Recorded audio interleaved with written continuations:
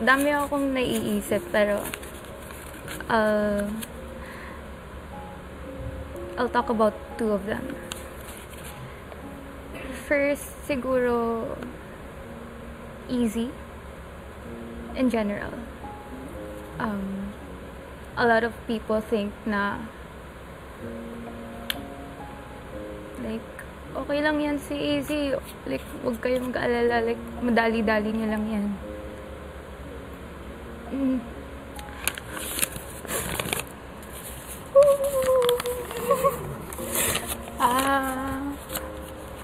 Like, pwede nyo lang pakan. Iniisip nila na you don't have to worry about me kasi yun nga, pwede lang ako maapakan, pwede lang ako i-take advantage, and nagiging ganun na nga. Nagmumukhang easy sa kanila.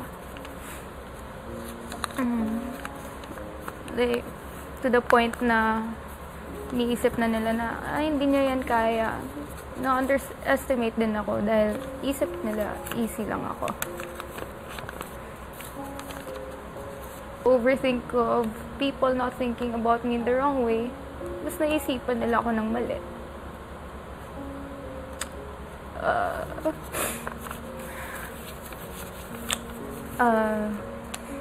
Another thing, shallow. A lot of people think na dahil puro lang ako jokes, puro lang ako baliw-baliwan, mga ganon. They think na wala lang. Yun lang ako.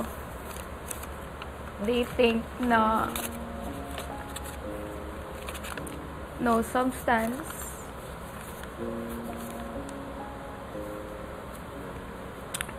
Wala. Hindi kaya magseryoso.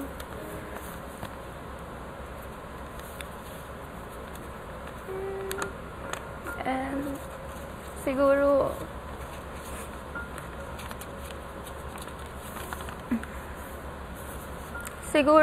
something na I can connect sa second question is like,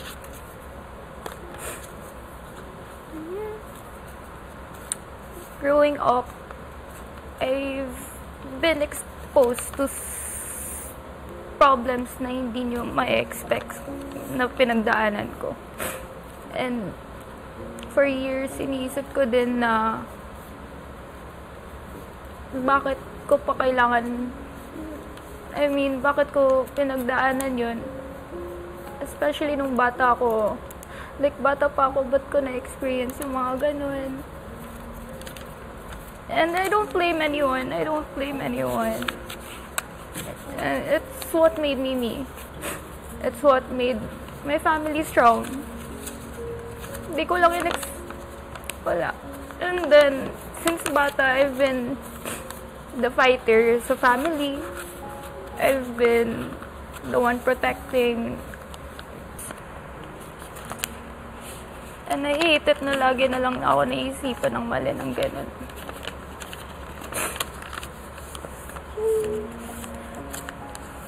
Siguro what I want people want to know about me is I'm stronger than they think. Oo, baliw-baliwan ako most of the time. Sometimes. Much times.